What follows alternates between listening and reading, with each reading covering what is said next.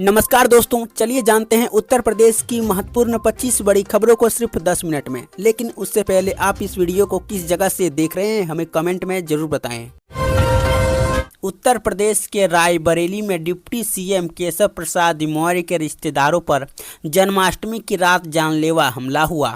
खरीदारी करने निकले चाचा भतीजा को दबंगों ने बेरहमी से पीटा और उनकी गाड़ी में तोड़फोड़ कर दी, जिससे दोनों गंभीर रूप से घायल हो गए। पुलिस ने तहरीर के आधार पर 2 युवकों और एक किशोर के खिलाफ केस दर्ज कर जांच शुरू कर दी है। सपा से निष्कासित विधायक पूजा पाल ने सीएम योगी से मुलाकात पर दिया बयान। कहा उनके पास शक्ति है। उत्तर प्रदेश की राजनीति में हलचल। सपा से निष्कासित विधायक पूजा पाल ने सीएम योगी से मुलाकात पर कहा कि मुख्यमंत्री के पास प्रशासन और सरकार चलाने की शक्ति है, जबकि मुझे अतीक अहमद का नाम लेने पर निष्कासित कर दिया गया। राजू पाल हत्याकांड का जिक्र करते हुए उन्होंने पिछली सरकारों को घेरा और कहा कि योगी सरकार में माफिया के बेटे का इनकाउंटर कर फर्क साफ दिखा है। एनसीईआरटी के नए मॉड्यूल पर मंत्री गुलाब देवी बोली, सत्ता के लालच में कांग्रेस ने देश के टुकड़े किए, गलत फैसले से सरदर्द बना पाकिस्तान। उत्तर प्रदेश के माध्यमिक शिक्षा राज्य मंत्री गुलाब देवी ने एनसीईआरटी के नए मॉड्यूल का समर्थन करते हुए कांग्रेस पर तीखा हमला बोला। उन्होंने कहा कि सत्ता के लालच में कांग्रेस ने देश के टुकड़े किए और उसके गलत फैसले से पाकिस्तान सिरदर्द बना। नए मॉड्यूल में भारत विभाजन का जिम्मेदार कांग्रेस, जिन्ना और माउंटबेटन को बताया गया। फतेहपुर विवादित स्थल की पुरातत्व विभाग से जांच की मांग, कोर्ट जाने की तैयारी में हिंदू पक्ष। उत्तर प्रदेश के फतेहपुर में विवादित स्थल को लेकर नया मोड़ आया है। हिंदू पक्ष ने पुरातत्व विभाग से वैज्ञानिक जांच की मांग उठाई है। उनका कहना है कि कार्बन डेटिंग और आधुनिक तकनीक से यह साबित होना चाहिए कि मूल संरचना पुरानी है और किस कालखंड की है। चेतावनी दी गई कि अगर प्रशासन ने कदम नहीं उठाया तो वह कोर्ट जाकर जमीन के मालिक आना हक को लेकर याचिका दायर करेंगे। प्रधानमंत्री नरेंद्र मोदी 13 सितंबर को लद्दाख दौरे पर करेंगे सोवा रिगपा मेडिकल कॉलेज और अस्पताल का लोकार्पण। प्रधानमंत्री नरेंद्र मोदी 13 सितंबर को लद्दाख आ रहे हैं। इस दौरान वे सोवा रिगपा मेडिकल कॉलेज और अस्पताल का लोकार्पण करेंगे। यह संस्थान पारंपरिक सोवा रिगपा चिकित्सा पद्धति पर आधारित है, जिसे आयुर्वेद, यूनानी और तिब्बती चिकित्सा का संगम माना जाता है। इस कॉलेज और अस्पताल के शुरू होने से लद्दाख और आसपास के हिमालयी क्षेत्रों में स्वास्थ्य सेवाओं को मजबूती मिलेगी। साथ ही स्थानीय युवाओं को शिक्षा और रोजगार के नए अवसर प्राप्त होंगे। सरकार का कहना है कि यह कदम पारंपरिक चिकित्सा विज्ञान को संरक्षित करने और आधुनिक चिकित्सा सुविधाओं के साथ जोड़ने में अहम भूमिका निभाएगा। प्रधानमंत्री मोदी का यह दौरा लद्दाख के विकास, स्वास्थ्य सुविधाओं और पर्यटन को बढ़ावा देने की दिशा में एक बड़ा कदम माना जा रहा है। कानपुर की महिला सब इंस्पेक्टर की मौत से मचा सन्नाटा, गाजियाबाद में हादसे का शिकार। कानपुर की महिला सब इंस्पेक्टर की दर्दनाक मौत ने पूरे पुलिस महकमे को झकझोर कर रख दिया है।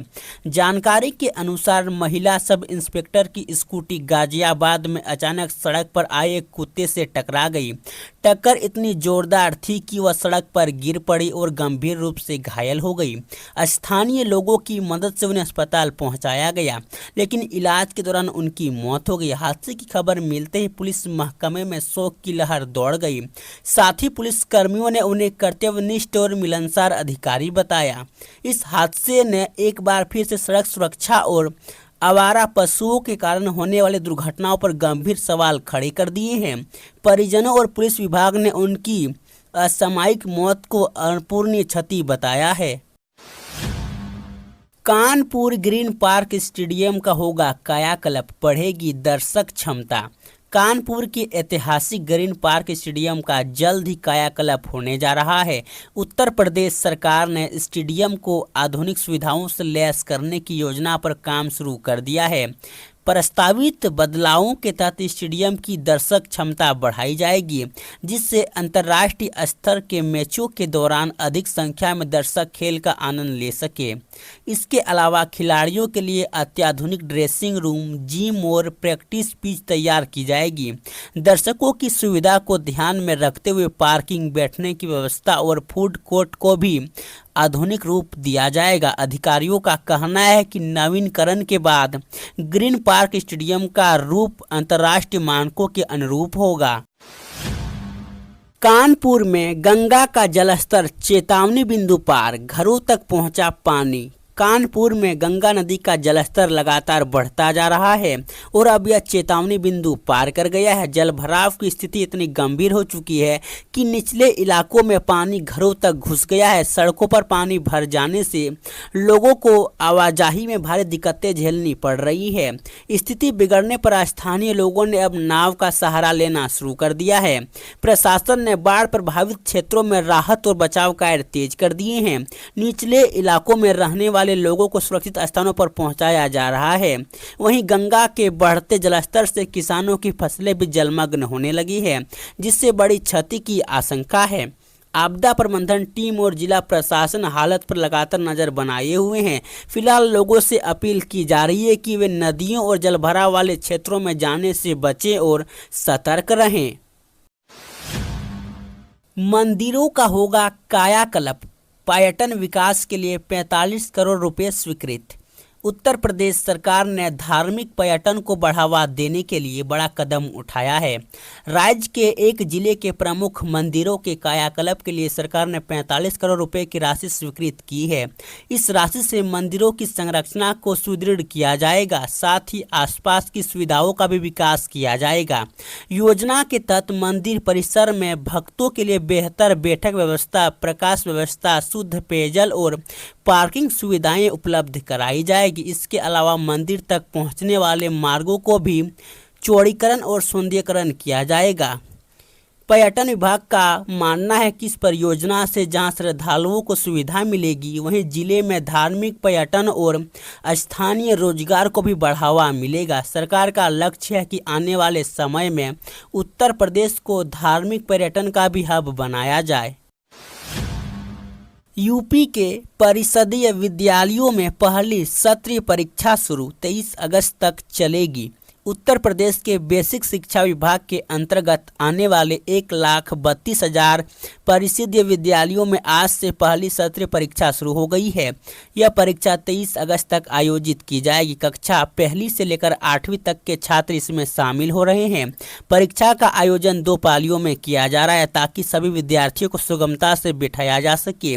प्रश्न पत्रों को शिक्षण स्तर और विद्यार्थियों की समझ को ध्यान में रखते हुए तैयार किया गया है। बेसिक शिक्षा विभाग के अधिकारियों का कहना है कि इस परीक्षा का उद्देश्य बच्चों की सीखने की क्षमता और शैक्षणिक प्रगति का आकलन करना है। परीक्षा के दौरान नकलविहीन व्यवस्था सुनिश्चित करने के लिए जिला और ब्लॉक स्तर पर निरीक्षण टीमों को गठित की गई है। अधिकारियों ने सभी विद्यालयों को समय से परीक्षा परिणाम तैयार करने और उसकी परीक्षा करने के निर्देश दिए हैं। भारतीय रेलवे ने लागू किया हवाई जहाज वाला नियम, यात्रियों को भरना पड़ सकता है मोटा जुर्माना। भारतीय रेलवे ने यात्रियों की समय पर यात्रा और सीटों की बर्बादी रोकने के लिए हवाई जहाज की तर्ज पर नया नियम लागू किया है। अब ट्रेन का टिकट कन्फर्म होने के बावजूद यदि यात्री ट्रेन में समय पर उपस्थित नहीं होते हैं और बिना जानकारी दिए यात्रा मिस करते हैं तो उन्हें भारी जुर्माना भरना पड़ सकता है। रेलवे का मानना है कि कई यात्री टिकट बुक करवाकर ट्रेन में सवार नहीं होते, जिससे अन्य यात्रियों को सीट नहीं मिल पाती और सीट खाली रह जाती है।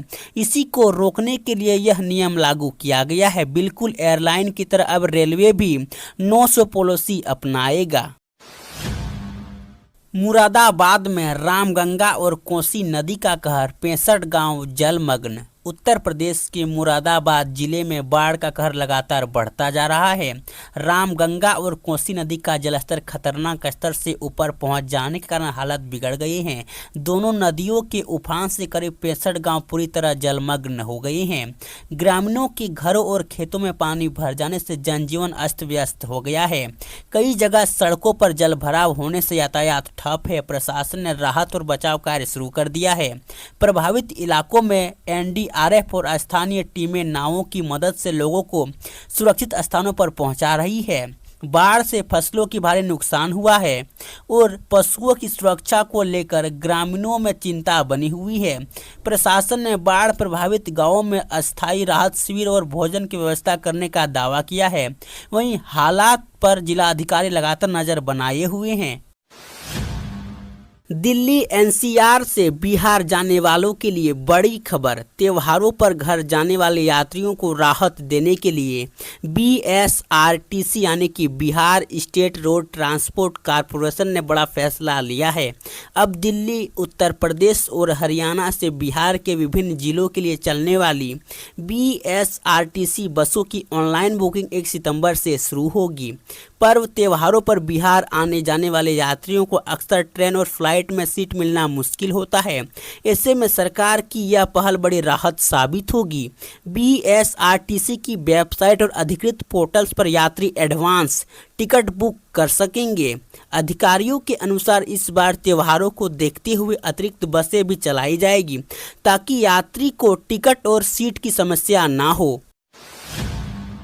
यात्रा से पहले ध्यान दें, लखनऊ गोरखपुर एक्सप्रेस समेत 12 ट्रेनें रद्द। त्योहारों और लगातार बारिश के बीच रेलवे ने यात्रियों की सुरक्षा और ट्रैक मरम्मत कार्य को ध्यान में रखते हुए कई ट्रेनों को रद्द करने का फैसला किया है। जानकारी के अनुसार लखनऊ गोरखपुर एक्सप्रेस समेत कुल 12 ट्रेनें रद्द की गई है। रेलवे अधिकारियों ने बताया है कि प्रभावित ट्रेनों में कुछ दैनिक चलने वाली एक्सप्रेस और पैसेंजर ट्रेनें भी शामिल है। इसके अलावा कई ट्रेनों का रूट भी बदला गया है। यात्रियों से अपील की गई कि वे यात्रा से पहले अपनी ट्रेन की स्थिति की पुष्टि जरूर कर लें ताकि किसी तरह की असुविधा ना हो। रेलवे ने कहा कि रद्द की गई ट्रेनों और बदले हुए रूटों की जानकारी एनटीईसी ऐप, रेलवे की वेबसाइट और स्टेशन पर लगे नोटिस बोर्ड पर उपलब्ध कराई गई है। 69,000 शिक्षक भर्ती के अभ्यर्थियों का प्रदर्शन, शिक्षा मंत्री संदीप सिंह का आवास घेरा।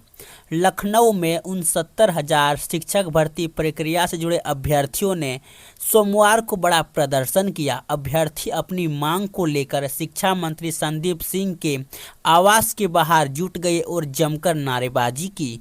अभ्यर्थियों का आरोप है कि भर्ती प्रक्रिया में लगातार देरी हो रही है और चयन सूची में गड़बड़ियां भी शामिल आई है। उनका कहना है कि लंबे समय से संघर्ष के बावजूद सरकार उनकी समस्याओं का समाधान नहीं कर रही है। प्रदर्शनकारियों ने जल्द से जल्द नियुक्ति पत्र जारी करने और भर्ती प्रक्रिया को पारदर्शी बनाने की मांग उठाई है। इस दौरान बड़ी संख्या में पुलिस बल भी तैनात रहा जिससे हालात को काबू में रखा जा सके। अभ्यर्थियों ने चेतावनी दी है कि यदि उनकी मांगें पूरी नहीं हुई तो वे आंदोलन को और तेज करेंगे। वहीं शिक्षा विभाग की ओर से कहा गया कि सरकार अभ्यर्थियों की समस्याओं का समाधान निकालने की दिशा में काम कर रही है।